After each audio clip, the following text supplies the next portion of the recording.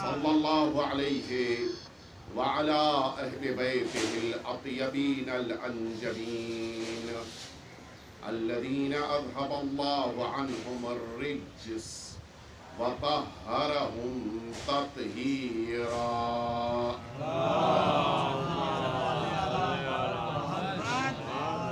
لا سیما الامام الوبین بقیت اللہ فی الارضین واللعنة الدائمة الباقية على أعدائهم أجمعين.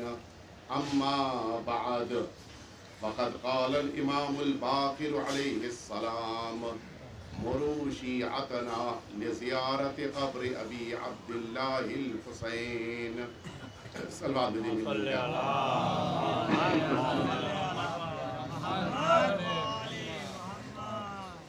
عزیزان محترم، اس ایصال ثواب کی مجلس میں جن باتوں کو آپ کے سامنے مجھے عرض کرنا ہے وہ اس اعتبار سے بڑی اہمیت رکھتی ہیں کہ آج کے ہمارے اس دور میں ان باتوں کو یا یوں کہہ لیا جائے کہ اس سلسلے میں پیدا کیے جانے والے شبہے کو بہت زیادہ رواج دینے کی کوشش کی جا رہی ہے، اور اس سلسلے میں ہمیں کم از کم اس شبہے سے متعلق نہ صرف یہ کہ متوجہ رہنا چاہیے بلکہ اس کا جواب بھی ہمارے پاس ہونا چاہیے.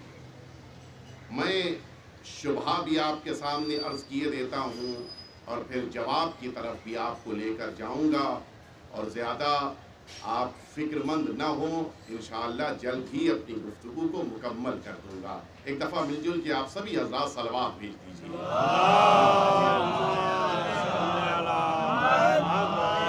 بہرحال سوشل ڈسٹینسنگ کا دور ہے، لیکن میں سمجھتا ہوں کہ اگر مجلسوں میں تھوڑا سا آپ حضرات آگے آ جائیں اور وہ ڈسٹینس آپس میں مینٹین کر لیں تو شاید بہتر ہوگا. تھوڑا تھوڑا اور آگے آ جائیے تاکہ جو مجلسوں کا خاص انداز ہے وہ انداز باقی رہے. تھوڑا تھوڑا اور آگے آ جائیے انشاءاللہ. آپ حضرات ڈسٹینس باقی ہے، گھبرائیں نہیں، آ جائیے. اور ایک دفعہ پھر سے آپ سبھی حضرات صلوات بھیج دیجیے.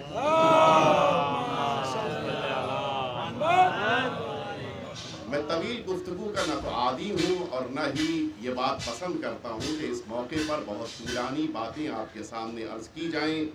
میں بغیر کسی تمہید کے اصل موضوع پر آپ کو لے کے آ گیا.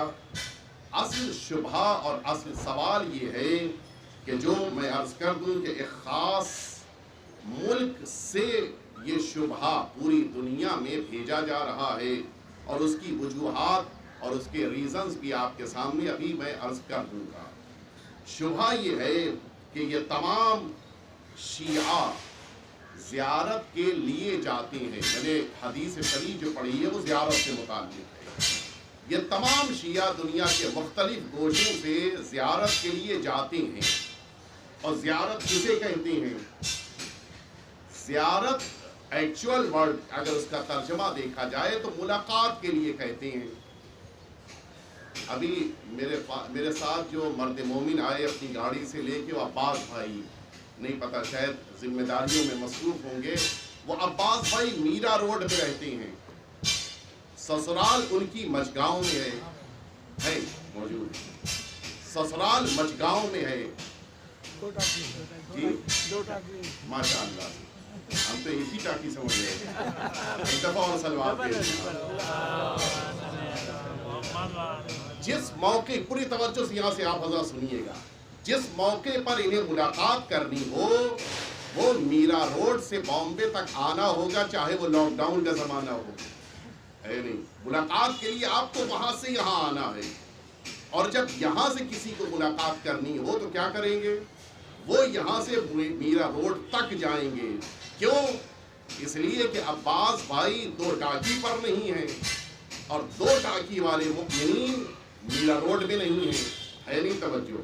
تو ملاقات کے لیے انسان تبھی جاتا ہے جب وہاں والا یہاں نہ ہو اور یہاں والا وہاں پر نہ ہو. لیکن اگر دونوں ایک ہی جگہ پر ہوں تو پھر اب ملاقات کی ضرورت کیا ہے؟ تو اب آپ متوجہ ہو گئے کہ شبہ یہ ایجاد کیا جاتا ہے کہ تم زیارت کرنے کیوں جاتے ہو.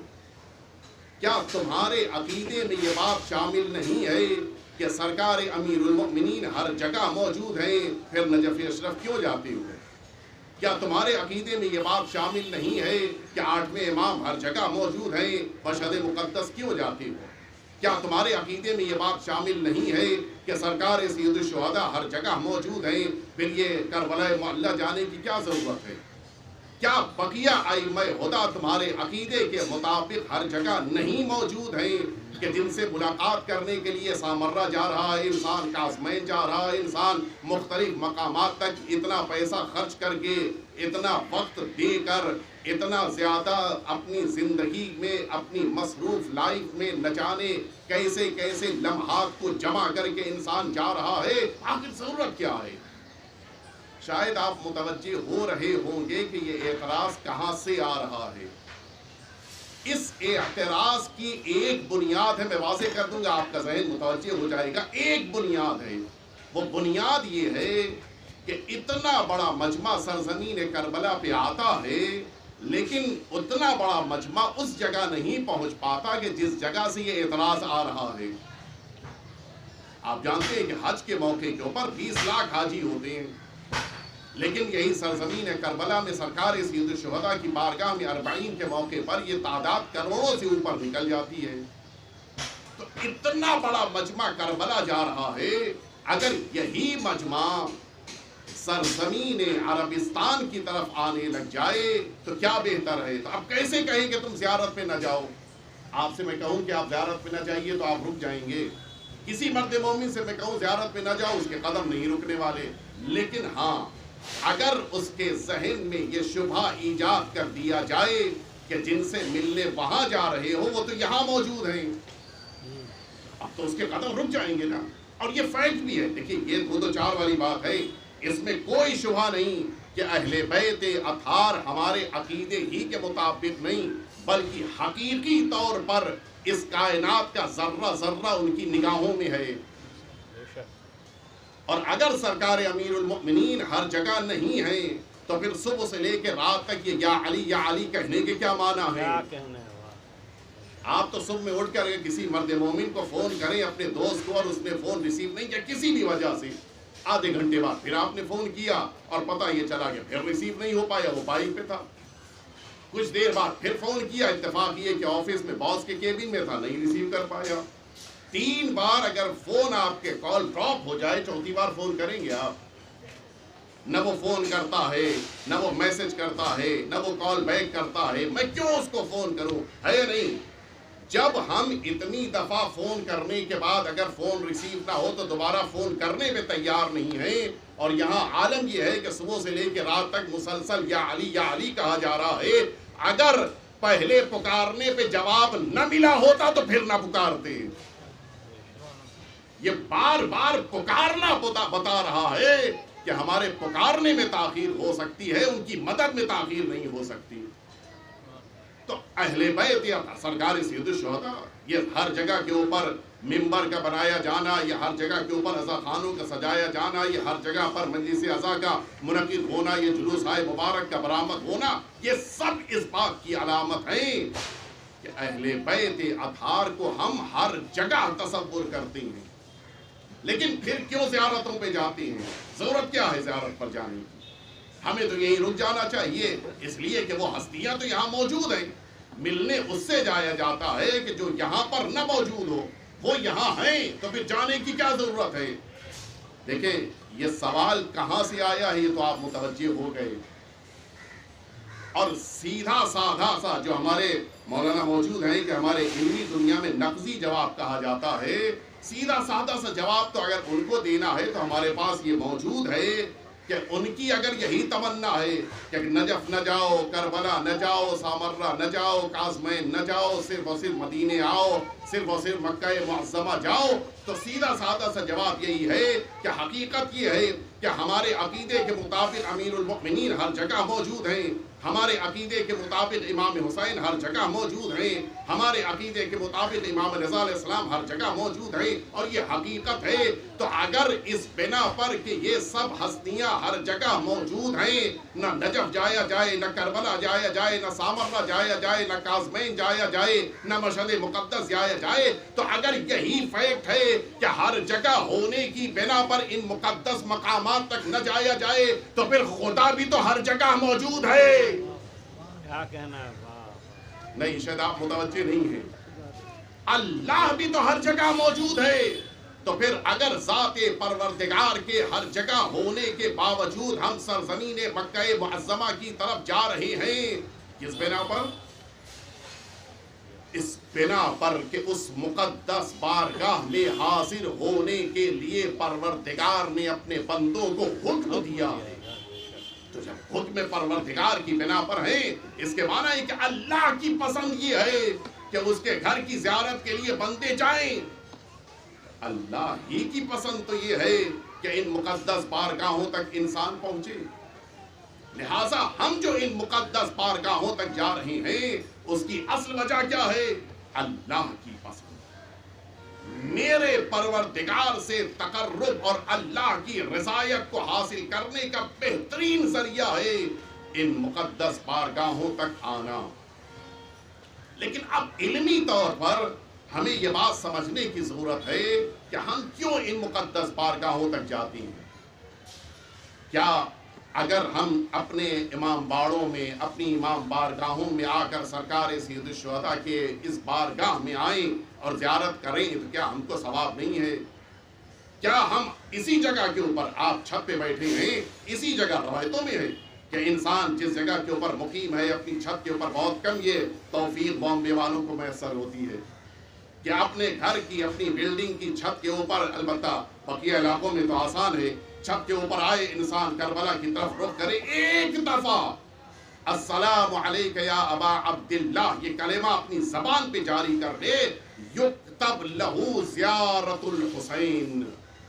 روایت میں ہے کہ اس کو سرکار سید الشہداء کی زیارت کا ثواب عطا کر دیا جاتا ہے۔ بہت بڑی بات ہے۔ پروردگار تو اتنا زیادہ امام حسین کی زیارت کا ثواب دینے پر تیار ہے، تو پھر کیا ضرورت ہے اتنا خرچ کیا جائے، اتنا پیسہ دیا جائے، اتنا انرجی انسان کی ضرورت جو بہت ہی امپورٹنٹ ہے اس کو استعمال کیا جائے، اور پھر ادھر سے اپنا وقت بھی دیا جائے، کیا ضرورت ہے؟ آئیے روایات کی دنیا میں آپ کو لے کے چلوں اور یہ مسئلہ روایات کی دنیا میں تلاش کرنے کی کوشش کی جائے کہ ان زیارتوں پر جانے کی بنا پر کیا ملتا ہے، کیوں جاتے ہیں ہم زیارت پر، اصل مسئلہ کیا ہے۔ ہمارے اور آپ کسی کامل زیارات میں مرحوم ابن بابویہ قمی نے یہ روایت لکھی ہے، ہمارے اور آپ کے پانچویں امام نام محمد باقر علیہ السلام،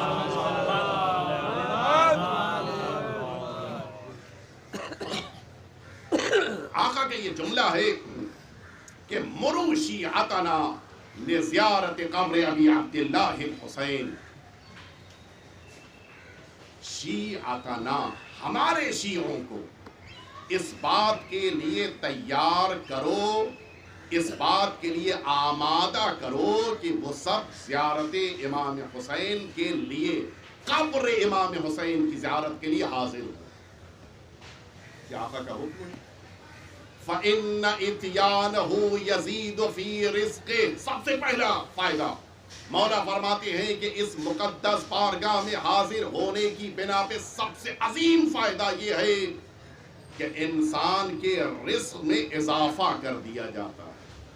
آپ نے غور فرمایا، انسان کتنی کوشش کرتا ہے کہ اس کے رزق میں، اس کی روزی میں اضافہ ہو جائے، اور پھر اپنے مال کو بڑھانے کے لیے نہ جانے کتنی کوششیں ہوتی ہیں۔ اس بینک میں پیسہ رکھ دیا جائے، کچھ دنوں کے بعد ڈبل ہو جائے گا، اس بزنس میں پیسہ لگا دیا جائے، وہاں سے مجھے اتنا انکم اتنی مل جائے گی، اس جگہ کے اوپر دکان لے لی جائے، وہاں سے اتنا فائدہ ہوگا، نہ جانے کتنا انسان اپنے رزق میں اضافے کے لیے صبح و شام کوششیں کر رہا ہے۔ اللہ نے آواز دیا، اگر تمہیں اپنے رزق میں اضافہ کرنا ہے، آؤ حسین کی زیارت کے لیے آ جاؤ، رزق میں اضافہ کر دیا جائے گا۔ یہ جو رزق میں اضافہ ہے یہ کس بنا پر ہے؟ زیارت امام حسین کی بنا پر۔ اور اس کے بعد دوسرا جملہ آقا فرماتے وَيَمُدُّ فِي عُمُرِهِ، پروردگار اس کی عمر میں اضافہ کر دے گا، بڑھا دے گا۔ میں اس کو ڈینائی نہیں کر رہا ہوں، لیکن ایک جملہ کہہ رہا ہوں میں آپ کی خدمت میں تاکہ آپ کے ذہن متوجہ ہو جائیں۔ اسی مچگاؤں میں ایک زمانہ تھا، ہم لوگ بھی آیا کرتے تھے یہ پارک میں۔ صبح میں جس موقع کے اوپر آپ مچگاؤں کے پارک میں آ جائیے تو آپ کو منظر ہی دکھائی دے گا، نہ جانے کتنے، کوئی واکنگ کر رہا ہے، کوئی جاگنگ کر رہا ہے، کوئی آ کے صرف بیٹھا ہے پھولوں کے درمیان۔ کیوں؟ صرف اس لیے کہ یہ تر و تازہ ہوا مل جائے اور نتیجے میں ہماری صحت میں اضافہ ہو جائے۔ آج عالم یہ ہے کہ ہر ایک کے پاس دوا کا یہ پاؤچ موجود ہے، دوپہر میں کھانا ہے، صبح میں کھانا ہے، رات میں کھانا ہے، دسترخوان بچ گیا تو اب یہ نوبت ہے کہ یہ کھانا کھائیں گے اور وہ نہیں کھائیں گے، اور یہ میٹھی چیز نہیں کھائیں گے اور نمکین چیز کھائیں گے، وہ انکار کریں نمکین نہیں کھائیں گے، میٹھا کھائیں گے۔ یہ سب کیوں ہے؟ صرف اس لیے ہے کہ انسان چاہتا ہے کہ اس کی عمر میں اضافہ ہو جائے۔ یہی تو ہے نا، اگر 80 کی زندگی ہے تو 60 پہ دنیا سے نہ چلا جائے، اگر 60 کی زندگی ہے تو 50 پہ رخصت نہ ہو جائے۔ لہٰذا اب وہ اس کوشش میں ہے کہ مسلسل اپنی زندگی میں اضافے کے لیے لگا ہے۔ کوششیں البتہ بہت اچھی چیز ہے، اس کو میں منع نہیں کر رہا ہوں، لیکن حقیقت یہ ہے کہ اگر انسان کو اپنی عمر میں اضافہ چاہیے ہے تو اس کے لیے سب سے بہترین طریقہ آقا کی بارگاہ کی زیارت ہے۔ یمد فی عمرہ، اس کی عمر میں اضافہ کر دیا جاتا ہے اگر انسان امام کی زیارت کے لیے آ رہا ہے۔ اگلا جملہ وَيَدْفَعْ عَنْهُ مَدَافِعَ السَّوْءِ، نہ جانے کتنی ایسی مصیبتیں ہیں کہ جن مصیبتوں کو صرف امام حسین کی بارگاہ میں زیارت کرنے کی بنا پر اللہ اس بندے سے ٹال دیتا ہے۔ آپ یہ تو بتا سکتے ہیں کہ مجھے کیا کیا مشکلات کو فیس کرنا پڑا، لیکن یہ نہیں بتا سکتے کہ کون کون سی مشکلات ہیں جنہیں ٹال دیا گیا۔ آپ کو خبر ہی نہیں ہے یہ جو مشکلات ٹل رہی ہیں کس بنا پر ہیں؟ امام کی زیارت کی بنا پر۔ اچھا، جب یہاں تک آپ میرے ساتھ آئے تو ایک جملہ اور کہتا چلوں، اگر حقیقتاً یہ فائدے ہیں کہ امام کی زیارت کے لیے ہمیں وہاں پر جانے سے عمر میں اضافہ ہوگا، رزق میں اضافہ ہوگا، مصیبتیں مشکلات ہماری ٹل جائیں گی، تو یہ ساری فضیلتیں تو اس زیارت کے لیے بھی عطا کی گئی ہیں کہ جو زیارت انسان اپنے گھر میں کھڑے ہو کر آقا امام حسین کے لیے پڑھ رہا ہے، پھر وہاں جا کر زیارت کرنے کی کیا ضرورت ہے؟ اچھا، یہاں پر امام نے کیا فرمایا تھا؟ مرو شیعتنا لزیارت قبر ابی عبداللہ الحسین، امام حسین کی قبر مبارک کی زیارت کرنے کے لیے۔ آپ نے غور فرمایا، یعنی امام چاہتے ہیں کہ لوگ سرزمین کربلا پہ آئیں تو آقا کی بارگاہ میں حاضر ہوں۔ اور اسی طرح سے اگر آپ دیکھیے یہ جو 5 علامتیں مومن کی بیان کی گئی ہیں کہ علامت المؤمن خمس، ہمارے اور آپ کے 11ویں امام امام حسن عسکری علیہ السلام مولا کی ولادت باسعادت کے دن ہے، اور تقریباً 1 دن کے بعد مولا کی ولادت اور ہے، لہٰذا مل جل کے بلند آواز سے صلوات دیں۔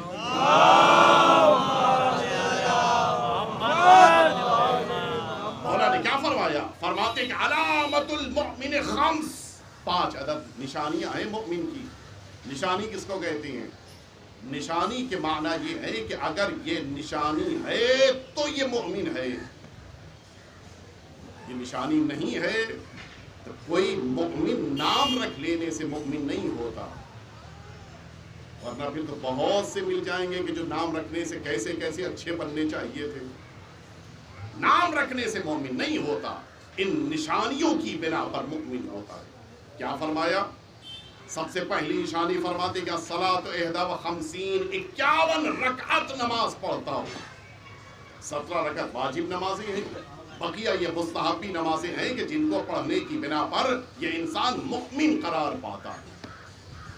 التختم بالیمین، اپنے داہنے ہاتھ میں انگوٹھی پہنتا ہوں، یہ مؤمن کی علامت۔ البتہ یہ ابتدائی 2 انگلیوں میں پہننے کی اجازت ہے، بقیہ 3 انگلیاں جو بچتی ہیں انگوٹھے کے ساتھ اس میں اجازت نہیں ہے، اور پھر جب داہنے ہاتھ میں پہن لے تو پھر اگر اس کے پاس اور انگوٹھی ہے تو پھر بائیں ہاتھ میں پہن سکتا ہے۔ یہ مومن کی علامت ہے کہ داہنے ہاتھ میں التختم بالیمین، داہنے ہاتھ میں اس کی انگوٹھی ہونی چاہیے۔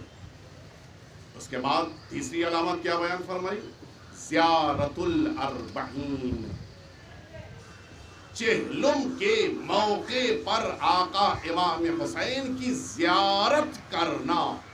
دیکھیے ہم جب ترجمہ کرتے ہیں تو اس ترجمے میں زیارت پڑھنا کرتے ہیں ترجمہ، یہاں پر زیارت پڑھنا نہیں ہے، قراءت الزیارہ امام نے نہیں فرمایا، زیارت الاربعین ہے، امام کی زیارت کرنا، توجہ فرمائیں۔ اس کے بعد چوتھی علامت امام فرماتے ہیں کہ التعفیر بالجبین، جس موقع کے اوپر یہ سجدے میں سر رکھتا ہے اس کا یہ سر خاک کے اوپر ہونا چاہیے۔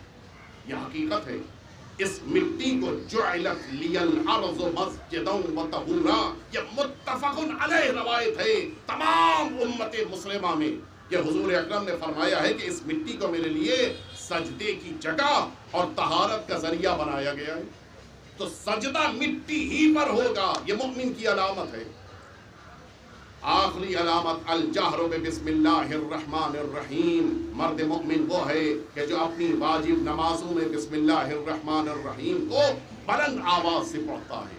یہ 5 علامتیں، ان علامتوں میں بھی اگر آپ نے غور کیا تو زیارت الاربعین یعنی 40 کے موقع پر امام کی زیارت کرنا، یہ علامت شیعہ ہے۔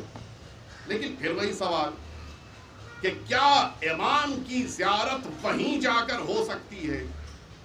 کیا ہم یہاں رہتے زیارت نہیں کر سکتے؟ وہی زیارت کا ثواب ہمیں یہاں رہتے ہوئے نہیں مل پائے گا؟ اب آئیے میں آپ کو اصل جواب کی طرف لے کے چلوں اور بات کو تقریباً مکمل کر دیا جائے۔ دیکھیے حقیقت یہ ہے کہ زیارتوں کا ثواب تو آپ کو ہر جگہ مل جائے گا، جہاں سے آپ زیارت پڑھیں گے وہاں سے آپ کو زیارت کا ثواب مل جائے گا، لیکن ایک علیہ السلام آج مولانا اور محمد وآل محمد صلی اللہ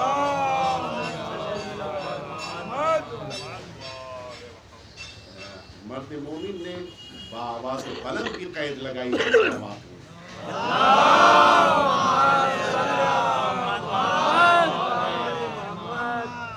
میں ادھر لاک ڈاؤن، مولانا آپ سے بھی عرض کر رہا ہوں مولانا بھی، جب سے لاک ڈاؤن کے بعد سے مجلس پڑھ رہا ہوں آف لائن مجلس، تو اب مجھے ایسا محسوس ہو رہا ہے کہ مومنین میں صلوات آہستہ پڑھنے کا جذبہ بیدار ہے۔ نہیں معلوم یہ کیوں ہو رہا ہے۔ کل گونڈی میں پڑھ رہا تھا، گونڈی آپ کے علاقے میں مولانا، جہاں پہ صلوات واقعاً احساس ہوتا تھا، وہاں پہ صلوات کی آواز آہستہ ہو گئی ہے، نہیں پتہ کیا وجہ ہے، شاید یہ وجہ ہو مرد مومن کا، لیکن میرا حسن ظن یہ ہے کہ طاقت الحمدللہ ایمان کی بنا پر پیدا ہوتی ہے، اور ذکر اہل بیت کے اثار طاقتوں میں اضافے کا سبب ہے، مل جل کے صلوات ہیں۔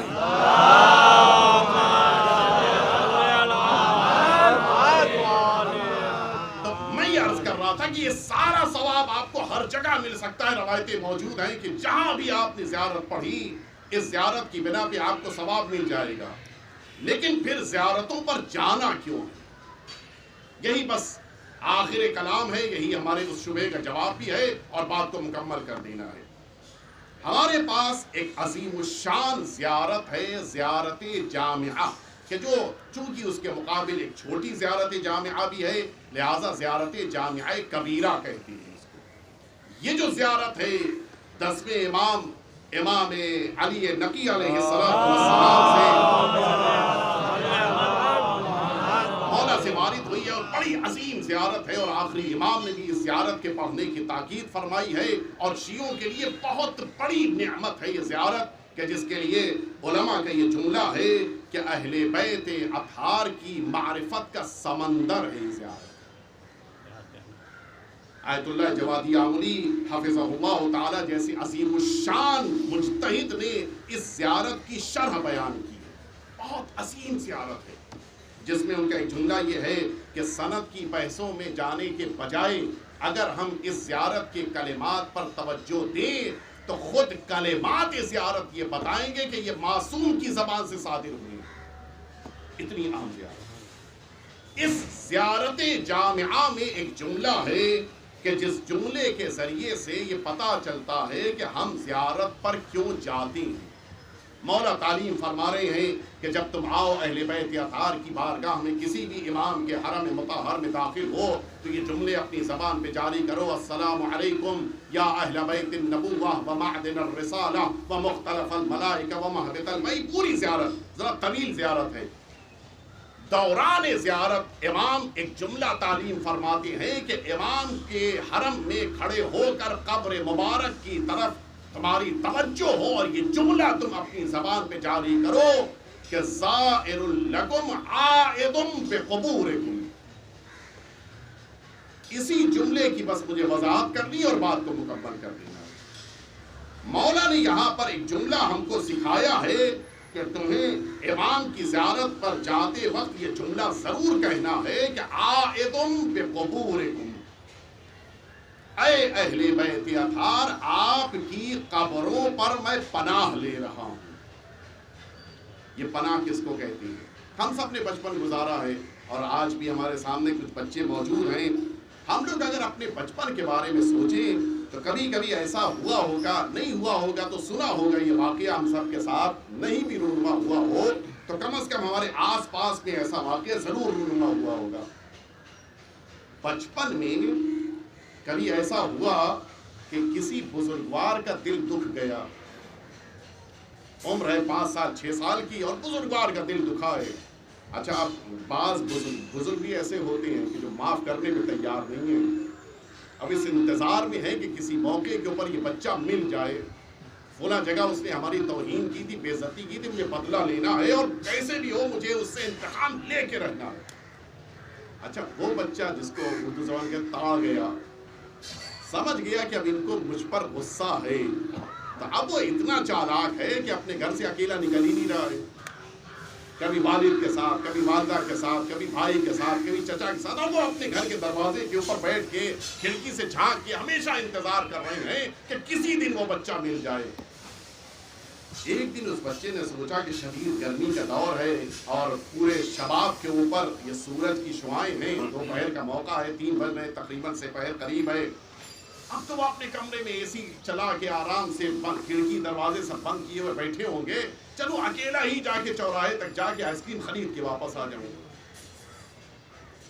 اس بچے کو، اس غریب کو کیا پتا کہ آج ہی گھر میں لائٹ نہیں تھی کہ اے سی چلے. اب تو وہ دروازہ کھولے ہوئے، کھڑکی کھولے ہوئے، کھڑکی ہی پہ کھڑے تھے کہ لائٹ کا انتظار کہ شاید آ جائے تو تھوڑا کچھ سکون ملے. اور اتنے میں ان کی نظر پڑی کہ یہ بچہ اکیلا اپنے گھر سے نکلا ہے اور کچھ خریدنے جا رہا ہے. اب جلدی جلدی وہ اندر گئے اور انہوں نے اپنی شرٹ اور پہنی اور اب باہر نکل کے آئے کہ آج تو بچے سے انتقام لینا ہے اور کچھ بھی ہو جائے اس بچے سے جو دل کی بھڑاس ہے وہ نکال کے رہیں گے. پہنچے، وہ بیچارہ پیسہ دے چکا تھا اور آئس کریم کے لیے ہاتھ بڑھا ہی رہا تھا کہ وہ پیچھے سے بڑے میاں نے آواز دی کہ آج تمہیں کون بچائے گا.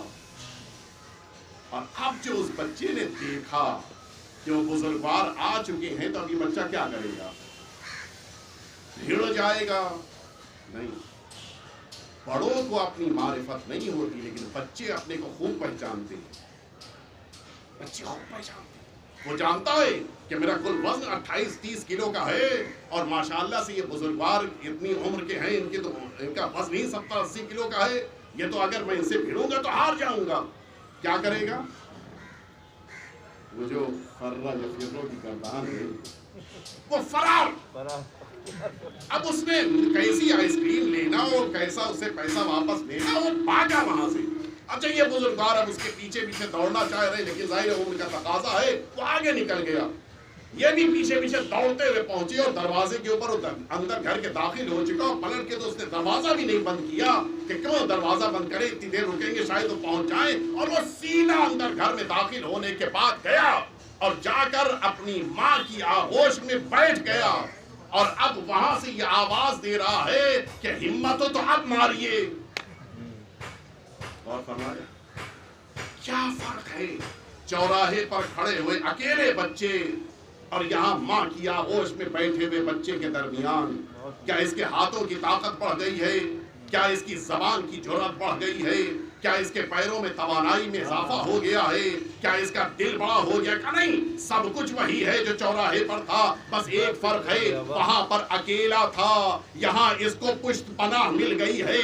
ایک قوی پناہ مل جانے کے بعد یہ کمزور بھی اپنے کو مضبوط سمجھنے لگتا ہے۔ بس اب آپ سمجھے کہ ہم زیارتوں کے لیے کیوں جاتے ہیں۔ امام نے فرمایا کہ عائدم بقبورکم، اے اہل بیت اطہار، آپ کی قبروں پر ہم پناہ لیتے ہیں۔ ہم دنیا میں لوگوں کے درمیان ہیں، کبھی شیطان آنکھیں دکھاتا ہے، کبھی دشمن ہمارے سامنے آ جاتا ہے، جو طاقت میں ہم سے زیادہ ہے، جو توانائی میں ہم سے زیادہ ہے۔ اب ہمیں ایسی پناہ گاہ چاہیے ہے جہاں پہنچنے کے بعد ہم جیسے کمزوروں کو بھی طاقت مل جائے اور وہاں پہ شیطان بھی ناکامیاب ہو جائے۔ ہم اہل بیت اطہار کی بارگاہ میں اسی لیے جاتے ہیں تاکہ ان شیطانوں سے بھاگ کر اہل بیت کی پناہ حاصل کر سکیں۔ صلوات بیت محمد۔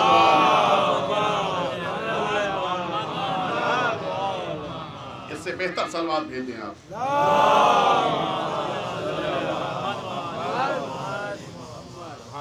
یہ اہل بیت اطہار کی بارگاہیں، یہ قبور پناہ گاہ ہے ہمارے لیے۔ عائدم بقبورکم، توجہ فرمائے آپ نے۔ میں عرض کروں آپ کی خدمت میں، حقیقت یہ ہے کہ آقا امام حسین کی بارگاہ میں آنے کے بعد پناہ ملتی ہے۔ میں معمولاً تشبیہیں نہیں دیتا دنیا کی، معمولاً ان مثالوں کو نہیں پیش کرتا جو دنیا میں واقعات رونما ہوتے ہیں، لیکن صرف ذہن متوجہ ہو جائیں اس لیے جملہ کہہ رہا ہوں۔ دنیا میں اور بھی بہت سی جگہیں ہیں کہ جہاں کے اوپر اجتماعات ہوتے ہیں، جہاں کے اوپر پروگرام ہوتے ہیں، لوگ جمع ہوتے ہیں۔ خود آپ کے شہر ممبئی میں نومبر ختم ہو رہا ہے، دسمبر آئے گا، آخر دسمبر میں ایک مجمع ہوتا ہے یا نہیں ہوتا ہے؟ 20-25 ہزار کا مجمع ہوتا ہے، لیکن حال یہ ہوتا ہے کہ 1 جنوری کو سب لوگ اپنے گھر کی طرف نہیں پلٹتے ہیں۔ بہت سے ایسے ہیں کہ جو وہاں سے فرار نہیں کرتے، وہاں سے نکلتے ہیں تو جاتے ہیں پولیس اسٹیشن FIR دکھانے کے لیے۔ کیوں؟ 25 ہزار کا مجمع ہے، انہوں نے میری پاکٹ مار لی، انہوں نے میری ناموس کو ستایا، انہوں نے میرا پیر کچل دیا، انہوں نے مجھے کوہنی مار دی، انہوں نے مجھے گالی دے دی، ہے یا نہیں ہے؟ نہ جانے کتنی FIR درج ہوتی ہے، لیکن وہاں کیا حال ہے؟ 2 کروڑ 2.5 کروڑ کا مجمع آتا ہے، نہ انہیں کوہنی لگتی ہے، نہ کسی کی ناموس پہ حملہ ہوتا ہے، نہ کسی کے لیے کوئی خطرہ پیدا ہوتا ہے، نہ کسی کے لیے کھانا کم پڑتا ہے، نہ کسی کے لیے پانی کم پڑتا ہے، نہ کسی کے لیے جگہ کم پڑتی ہے۔ یہ دونوں میں فرق کیوں ہے؟ کہا یہاں پر اس کی حکومت ہے کہ جو شیطان کے قبضے میں ہے، وہاں حسین کی حکومت ہے۔ جہاں حسین کی حکومت ہوتی ہے وہاں پہ شیطان داخل نہیں ہو سکتا ہے۔ مل جل کے صلوات بھیج دیں آپ۔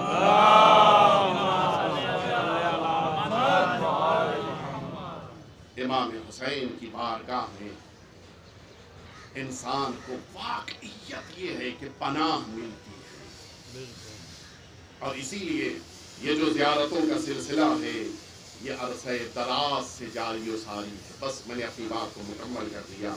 ایک واقعہ جو میں نقل کر رہا ہوں یہ اسرار الشہادہ میں مرحوم دربندی علیہ الرحمہ نے بھی لکھا ہے، اور الوقائع والحوادث اس کتاب میں بھی واقعہ ہے۔ اتفاق یہ ہے کہ بس ایک مائنر ڈیفرنس ہے دونوں کتابوں میں۔ مرحوم دربندی نے لکھا ہے کہ ہندوستان کا ایک تاجر، لیکن الوقائع والحوادث میں حیدرآباد لکھا ہے کہ ہندوستان کے شہر حیدرآباد کا یہ تاجر تھا۔ واقعہ لکھا ہے کہ یہ وہ انسان تھا کہ جو کافی ثروت مند تھا، کافی دولت مند انسان تھا، اور عالم یہ تھا کہ پوری طرح سے رفاہی زندگی تھی، کسی قسم کی کوئی کمی نہیں تھی، لیکن اللہ کا کسے توفیق دے دے، اچانک اس کے ذہن میں یہ احساس پیدا ہوا کہ اب تو زندگی کا آخری پڑاؤ ہے، ماشاءاللہ سے بچے بھی اسٹیبلش ہو چکے تھے، اب یہ آخری پڑاؤ ہے، کچھ ایسا کرنا چاہیے کہ اب میں اپنی نجات کے لیے سبیل کر سکوں۔ کیا کروں؟ یتیم خانہ کھول دیا جائے، مدرسہ کھول دیا جائے، بہت سے ذہن میں اس کے تصورات آئے، حتیٰ مشورے لیے، علماء سے پوچھا، دوستوں سے دریافت کیا، سب سے دریافت کرنے کے بعد آخر میں ایک نتیجے پر پہنچا کہ جو اس کو علماء نے مشورہ دیا تھا کہ اب تمہاری عمر کا آخری پڑاؤ ہے، جاؤ اگر نجات چاہتے ہو تو سرزمین کربلا پر مقیم ہو جاؤ، وہیں تمہارا انتقال ہو اور اسی زمین میں دفن کیے جاؤ۔ سرکار سید الشہداء کی بارگاہ میں دفن ہونے کی اپنی ایک فضیلت ہے، میرا موضوع نہیں ہے ورنہ عرض کرتا ہوں، اسی سرزمین پہ دفن ہو جاؤ، اس سے بہتر تمہیں نجات کے لیے کوئی ذریعہ نہیں تمہارے پاس۔ کیا کرے؟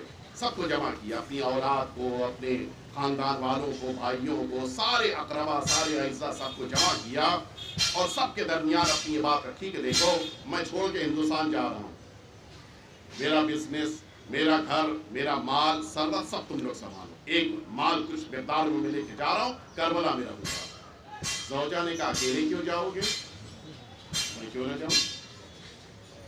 بیٹوں نے کہا کہ یہ تو اچھا رہا، ابھی تک تو آپ نے اپنے ساتھ رکھا، اب جب نجات کی طرف جا رہے ہیں تو ہمیں چھوڑ کے جائیں گے، ہم بھی چلیں گے۔ اب ترشیب کیفیت ہے، بیوی بھی ساتھ میں ہے، بچے بھی ساتھ میں، کرے تو کیا کرے؟ لکھا ہے کہ سب کچھ اس نے فروخت کر دیا، دکان فروخت کر دی، باغ تھے ان کو فروخت کر دیا، گھر فروخت کیا، سب کچھ مال کو جمع کیا اور لے کے یہ سرزمین کربلا کی طرف چلا کہ اب وہیں پر بزنس کریں گے۔ آیا سرزمین کربلا پہنچا اور اس نے ایک شخص اپنا گھر فروخت کر رہا تھا، اس گھر کو خریدا اور اس کو کچھ اس طرح سے ترتیب دیا کہ باہری حصہ اس نے دکان کے لیے قرار دیا، اندر کے حصے میں خود مقیم ہوا۔ اپنے بیٹوں سے اس نے ابتدا ہی میں کہہ دیا کہ دیکھو میں یہاں بزنس کرنے نہیں آیا، مجھ سے امید نہ رکھنا کہ میں دکان پر آ کے بیٹھوں گا، میرے پاس رقم بہت ہے، اب مجھے دکان پر بیٹھنے یا کام کرنے کی ضرورت نہیں ہے، تم لوگ اپنی زندگی کے لیے اس دکان کو چلاؤ، جو تمہیں کرنا ہے کرو، مجھ سے امید نہ رکھنا، بس میرا کام یہ ہوگا کہ جاؤں زیارت کروں اور بس، اس کے علاوہ میرا اور کوئی کام نہیں ہوگا۔ لکھا ہے کہ حال یہ تھا کہ صبح میں آ جاتا تھا سرکار ابوالفضل عباس کے حرم میں، نماز صبح سے لے کے دوپہر تک وہیں رہتا، ظہرین کی نماز کے بعد پھر واپس آتا تھا، کھانا وغیرہ کھایا، کچھ آدھا گھنٹہ ایک گھنٹہ لیٹا، پھر واپس گیا۔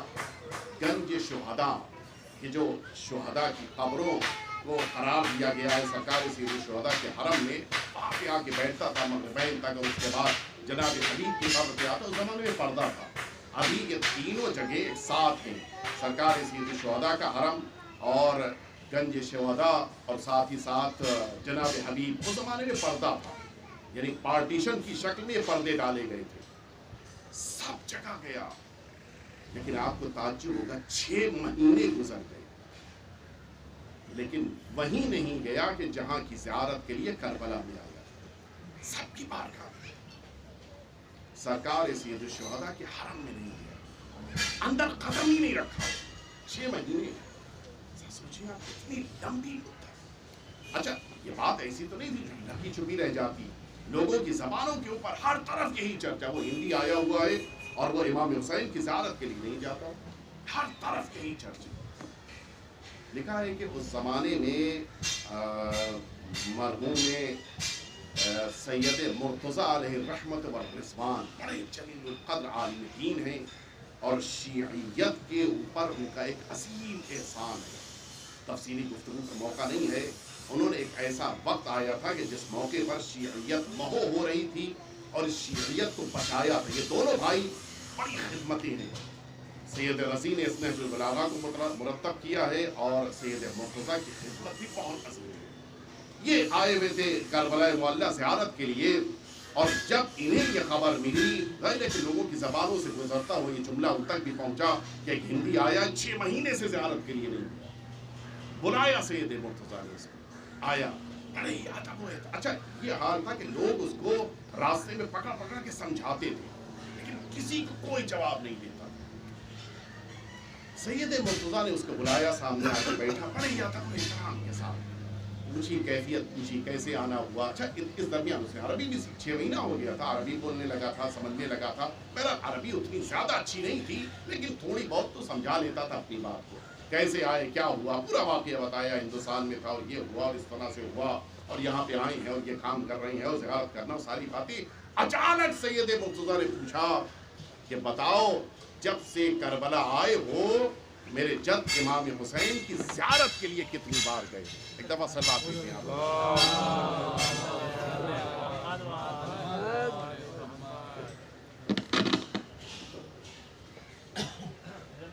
محمد والے محمد صلوات.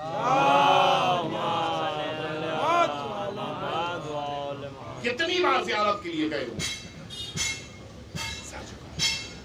کوئی جگہ تم سے کچھ بتاؤ کتنی بار زیارت کے لیے گئے؟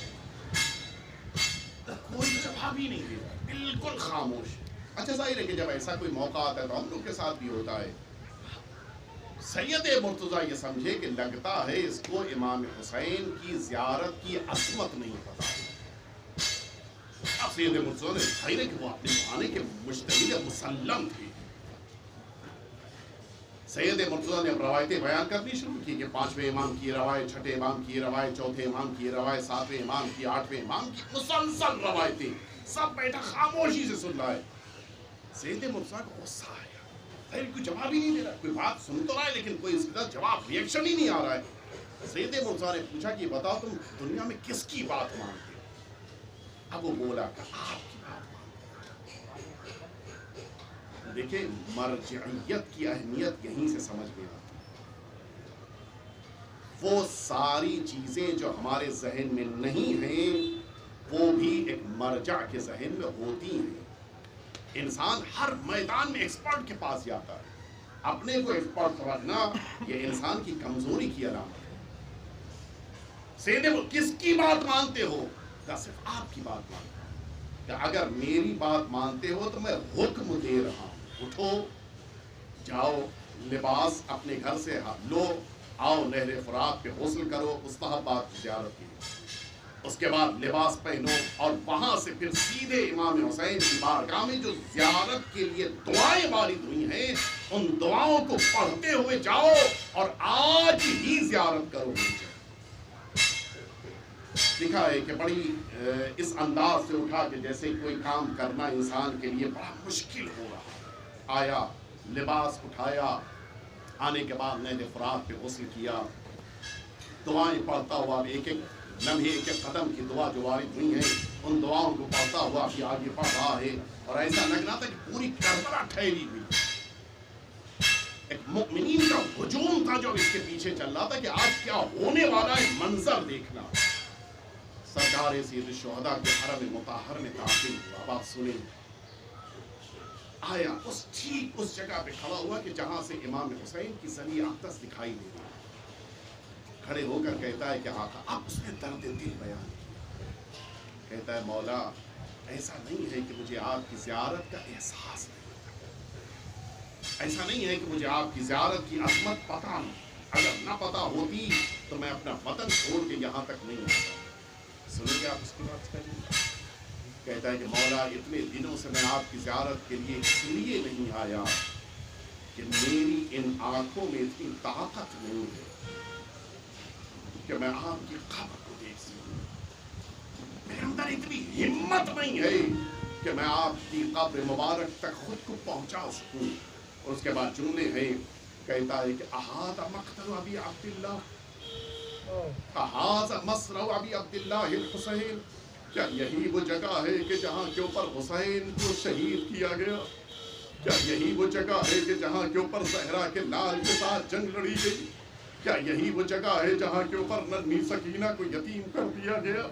یہ کہتے کہتے اتنا گریہ کیا کہ وہ زمین پہ گرا اور اسی جگہ کے اوپر دنیا سے رخصت ہو گیا. وہ آواز دیتا جا رہا تھا کہ مجھے امام حسین کی قبر کو دیکھنے کی تاب نہیں ہے، میں امام حسین کی لہر تک خود کو نہیں پہنچا سکتا ہوں. ہاں آزاداروں، اتنے دنوں کے بعد زیارت امام حسین کے لیے آنے والا وہ مؤمن ہے کہ جو امام حسین کی قبر تک خود کو نہیں پہنچا پا رہا ہے.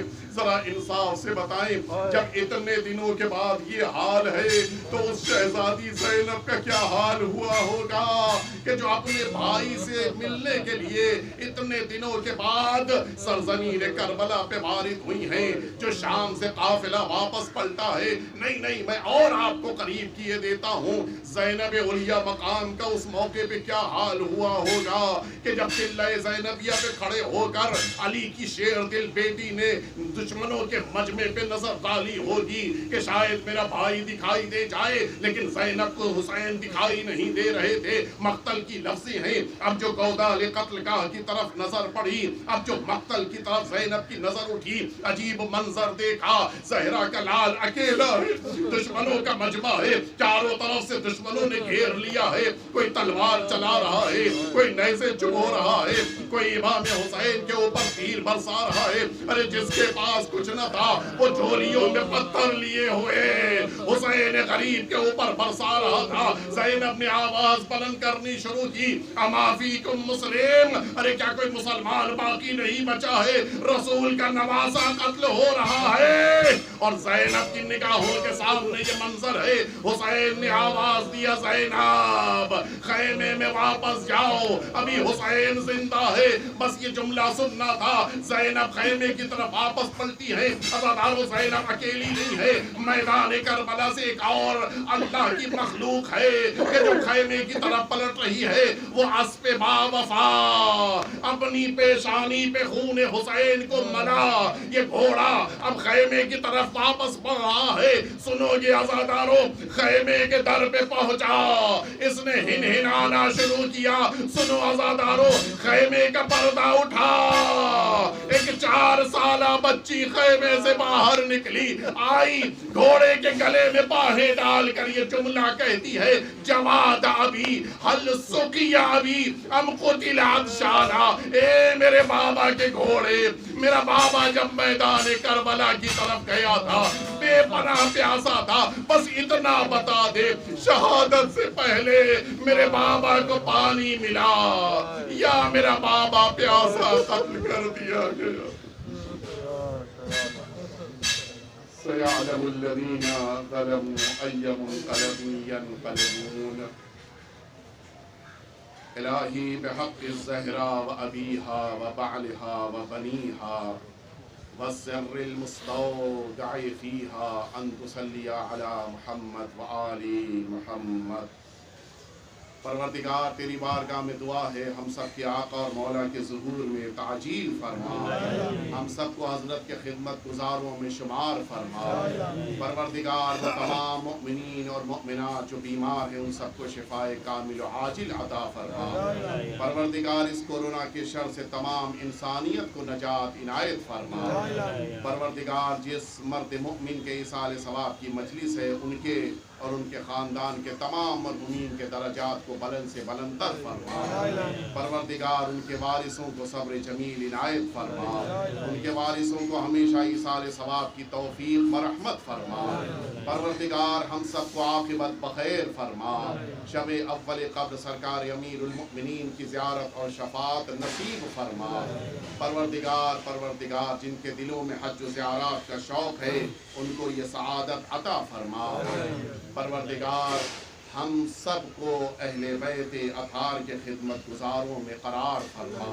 रब्बना तक़ब्बल मिन्ना इन्नका अंतस समीउल अलीम।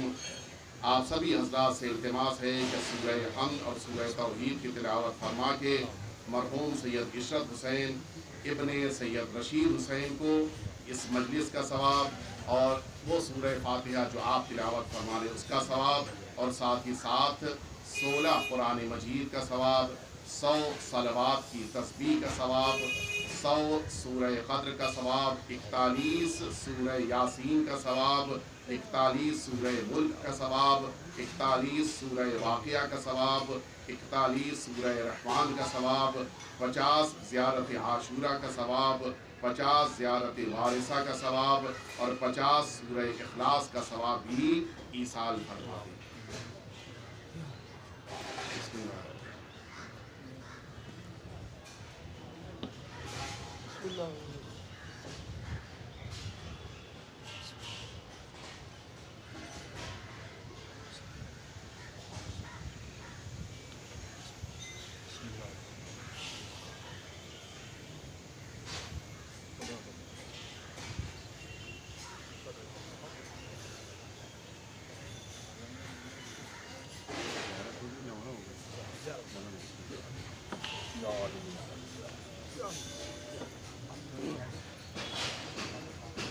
السلام علیکم یا ابا عبداللہ، السلام علیکم یا ابن رسول